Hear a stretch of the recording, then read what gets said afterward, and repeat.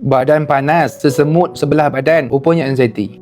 Saya ada seorang pasien, lelaki berumur 44 tahun datang daripada Singapura bersama dengan adik dia. Dengan masalahnya, perutnya angin kembung senak, rasa macam panas, dadanya panas, dada pergi ke bau, pergi ke lengan panas, berdebar-debar, nafas dia tak puas dan tak selesa. Lepas tu dia rasa sesemut. Sesemut ni pada sebelah kiri, turun ke paha, pergi ke kaki sesemut. Sesemut rasa macam kesemut-semut. Dia rasa sangat teruk, sesemutnya tak hilang-hilang. Ada rasa macam bergerak kat kaki dia. Rawat tak baik-baik. Lepas tu kepala dia melayang. Kepala dia rasa macam sesemut juga. Lehernya tegang, belikatnya tegang. Matanya berat, matanya panas. Lepas tu tekaknya rasa macam tercekik. Badannya lemah. Rasa macam risau, gelisah, tak seronok, sedih dan otaknya fikir macam-macam. Dia dah sakit 4-5 bulan lepas. Makan ubat angin gastrik, doktor kata tak baik-baik juga. Ubat saraf pun tak baik juga. Datang daripada Singapura. Saya bagi ubat anxiety kepada dia. 1 jam, hilang semut, hilang angin, hilang panas, hilang risau gelisah, sedih, nak menangis, semua hilang. Nafasnya okey, leher tegangnya okey, senyum. Boleh makan kopi, mi goreng, tak ada masalah. Sebelum ni dia takut nak makan mi goreng, takut nak makan gandum dengan kopi, katanya gastrik dengan GERD. Padahal dia pantang tak baik-baik juga. Makan ubat gastrik GERD pun tak baik juga. Kenapa Kerana kawan baiknya meninggal tiba-tiba.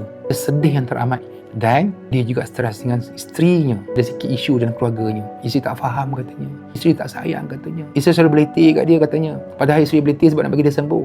Tapi dia ni sensitif. Tak boleh bininya beletih.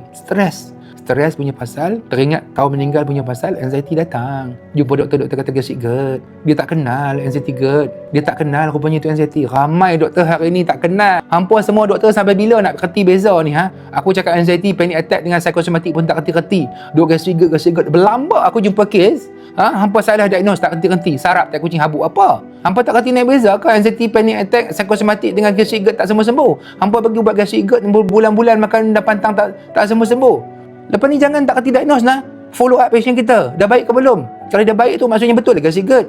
Entah-entah dia sakit perut tu kena santau. Entah-entah psikosomatik. Beza ke betul-betul? Apa nak jadi ni? Pening lah hampa ni gastrik GERD. Kebagi sedas. Betul saya kata kat dia, maka ubat bini bila perlu.